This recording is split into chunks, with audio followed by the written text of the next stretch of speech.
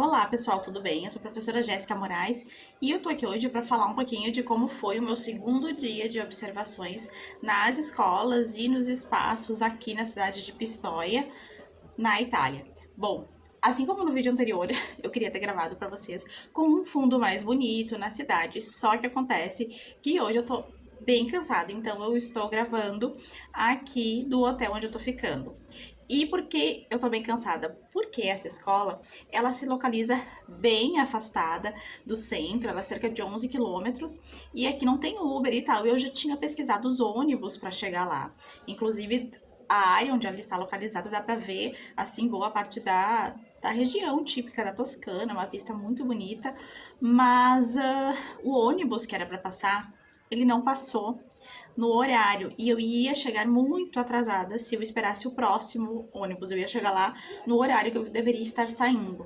Então a única alternativa foi caminhar a pé, quase uma hora a pé, lomba acima. Bom, Lomba, caso alguém não seja do sul, é um lugar íngreme, né? E numa autoestrada, assim, que não tinha quase onde passar, tinha que ficar, né, se apertando no cantinho pra não ver os carros. Então, e na volta ainda eu peguei uma baita de uma chuva, consegui pegar uma parte do ônibus na volta e peguei uma baita de uma chuva, assim, então foi uma aventura. Mas conhecer a escola que eu fui conhecer de manhã, que se chama La Favola, foi uma experiência muito interessante, porque é uma escola pequenininha, né, nessa região, assim, que tem essas casinhas nessa localidade que é mais, entre aspas, rural ali, né? Que é bem típico da região da Toscana, né? Aqueles verdes, aqueles pinheiros, tudo muito bonito ali. E é uma escola bem pequena, que tem apenas 18 crianças que são atendidas de maneira mista. 18 crianças de 3 a 6 anos de idade e são atendidas somente por duas professoras. Uma terceira professora auxilia uma criança que elas estão investigando, que talvez tenha algum tipo de transtorno, né? E tem mais duas pessoas que são apoiadores, né? Então elas auxiliam em outras questões, como organizar ali a questão do refeitório, auxiliar ali no trato com as crianças, mas professoras mesmo são só duas. E essas duas professoras, elas ficam juntas, na verdade até às 10 da manhã, uma professora fica sozinha e depois chega a outra. As crianças, então, elas podem ir para a escola das 8 até as 4 da tarde, mas tem algumas que fazem meia jornada que vão embora na hora do almoço. As que ficam, dormem, né? Fazem um descanso na escola e as que não dormem vão para casa almoçar. As que almoçam na escola, até como eu já falei no vídeo de ontem, né? Elas recebem a alimentação que vem através de uma empresa pela prefeitura, né? Não é feito nada na escola, nessas escolas que atendem crianças de 3 a 6 anos, somente nas escolas que atendem crianças de 0 a 3, daí sim são feitas coisas, né, na cozinha, mas nessas escolas não. Foi a informação que me passaram. Mas o que eu pude perceber nessa escola, assim como eu percebi na escola Filastroca de ontem? Que cada escola, embora elas tenham perspectivas de educação, de infância e de educação infantil muito semelhantes, né, sobre o modo como elas conduzem as propostas, que elas entendem a infância e a educação, as escolas e as professoras atuam de maneira muito distinta, né? Porque elas levam muito em consideração o contexto em que as crianças estão inseridas e as famílias também.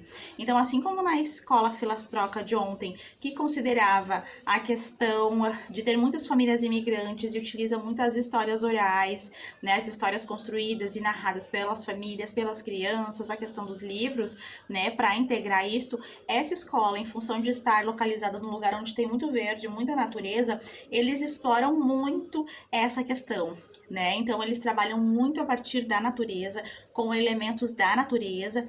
Na escola, em cada cantinho, né, Quem quiser ver as fotos pode ir lá no meu Instagram, @pedagogia da subversividade, caso não tenha visto ainda, que eu postei algumas fotos nos stories mostrando como é, que essa participação das crianças se dá pela valorização das ações delas. Então, se as crianças juntam alguns elementos, as professoras organizam esses elementos e ornamentam todo o espaço da escola a partir disso que as crianças vão trazendo. Ou se elas encontram coisas em casa e querem levar para a escola, elas também organizam isso. As crianças também catalogam e dividem, né, fazem coleções de elementos da natureza, porque ali ao redor delas tem muito isso e elas então se aproveitam dessa realidade para fazer essas intervenções.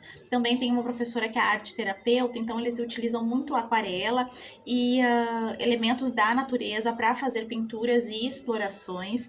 As crianças são atendidas todas juntas nesses momentos, né? Em algum momento ou outro, quando elas acham necessário, elas dividem as crianças, mas elas acreditam nessa potência de trabalhar com grupo misto, porque as crianças menos experientes acabam aprendendo nessa relação com as crianças mais experientes. Eles fazem também muito passeio ao redor da escola, envolvem muito a comunidade, né? Então, por exemplo, em final de ano letivo, que é em junho, eles geralmente fazem uma festa que é passeando por esses lugares, né, onde tem as casas das crianças, né, nesse lugar que é cheio de natureza. E eles vão fazendo apresentações, vão presenteando as pessoas pelo caminho com coisinhas que eles vão confeccionando, né, a partir desses elementos da natureza. Então, eles vão fazendo isso porque isso faz parte, né, da realidade dessa escola, faz sentido para essas crianças, para essas professoras. Então, eu posso chegar e dizer que em toda a escola da Itália eles trabalham assim? Não, mas nessa escola eles trabalham assim. Então, eu posso perceber que cada escola, o modo como eles se organizam é bem distinto uma da outra, né, mas que sim tem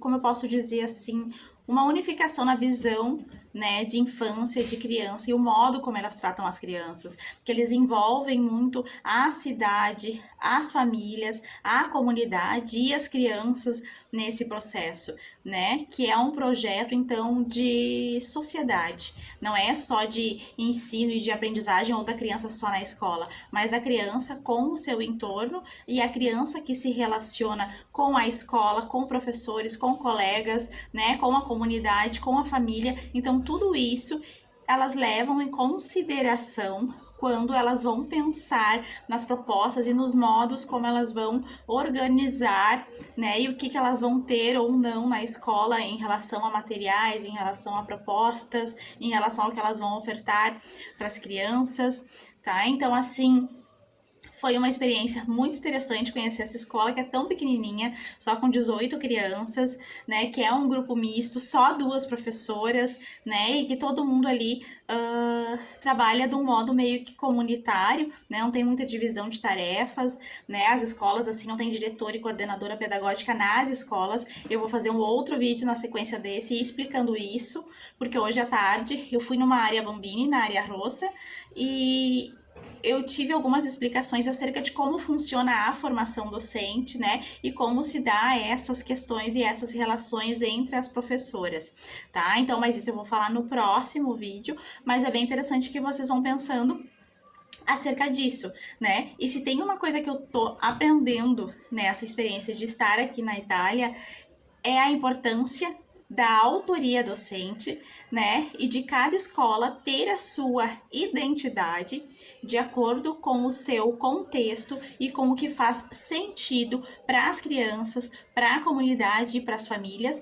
tendo, claro, a criança no centro, norteando para que lado que a gente vai, mas considerando todo o entorno dela, porque não existe nesse caso a criança, mas sim a criança em relação, né, não só com as pessoas da escola, mas com as pessoas do seu entorno, com a família, com a comunidade. Então foi muito interessante conhecer o trabalho dessa escola também.